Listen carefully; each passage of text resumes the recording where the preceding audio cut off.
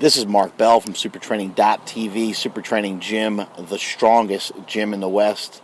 I got a question from a guy named Sean Sett off of Facebook, and he wants to know, he said he's really frustrated. The last meet he went to, he spent a lot of money on bench shirts, over $500, and did not have much success. He really struggled in the bench, and he's just very frustrated with some of the current gear that's out there. Because it just feels so damn stiff and feels tight, and just really struggling. I feel your pain, my friend. I have a very long bench stroke, not a very long stroke in the bedroom, but a very long stroke on the bench press, and I feel your pain, man. My benches take a long time.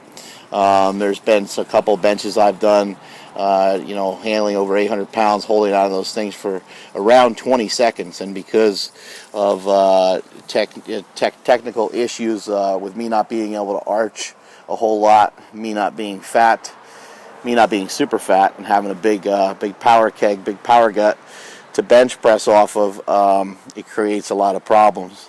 What options do you have? You said that you wish you could use a Mad Dog slingshot in a contest, and hey, I wish you could too, but you can't. And the shirts are the shirts; they are the way they are, and you're going to have to learn how to deal with it. Are there shirts out there that aren't stiff?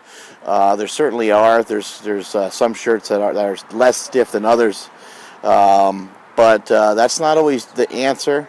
I would suggest that you work in a shirt that starts out by giving you about 40 to 50 pounds of help, and I'd work my way from there. So if your best bench is 400, maybe you go to a meet and you're able to open with 425, and you finish with 465 or 445 or something along those lines. Use something that's pretty passive and pretty mild, maybe something that only helps you as much as a Mad Dog slingshot for now, until you can learn the shirts and learn to build strength. You didn't mention what current shirt you're wearing.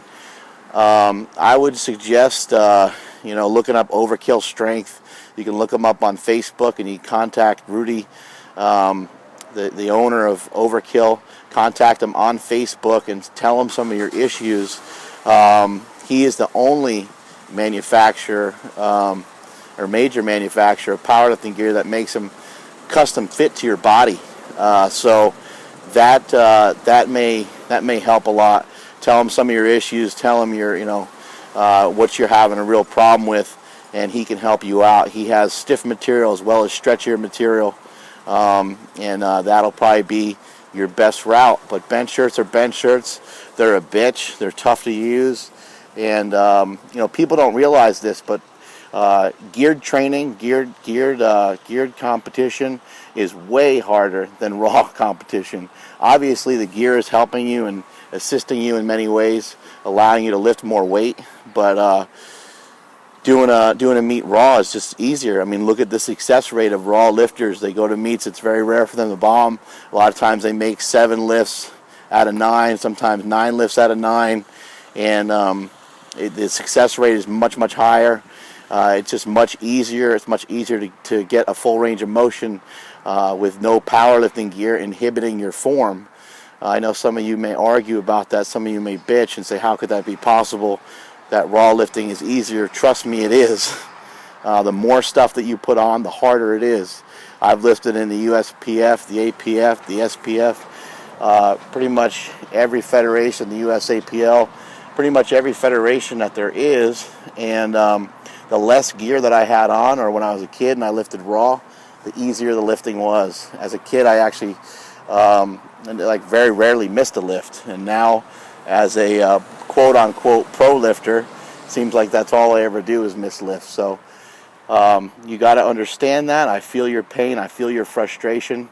I have spent thousands and thousands of dollars on becoming the power lifter that I am today.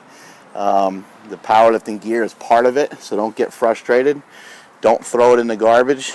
Embrace it. Utilize it. The way that I would suggest that you use it, just real quickly, is I would get into your bench shirt every single week. If you are following the conjugate system, or even if you're following some other type of system, I would do your raw work first, and then get in your shirt. Then the following week, switch it up. Do your shirted work first, and finish up your day with your raw stuff and assistant stuff. So that way you'll get a good balance of raw strength and shirted strength. Also, every other week, utilize it as a practice week in your bench shirt, and have your other bench shirt week be where you kind of go all out and you try to get a heavier lift in, where you're trying to kind of overload. But on the other day, just make it a practice day. If your best bench is 400, again, we'll use that as a reference point.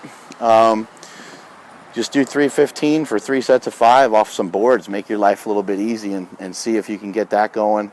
And just practice in the shirt. Learn how to use it. Go off a 3 board for a set of 5. Go off a 2 board for a set of 5. Go off a 1 board for a set of 5. Something like that. Make it simple. Make it easy.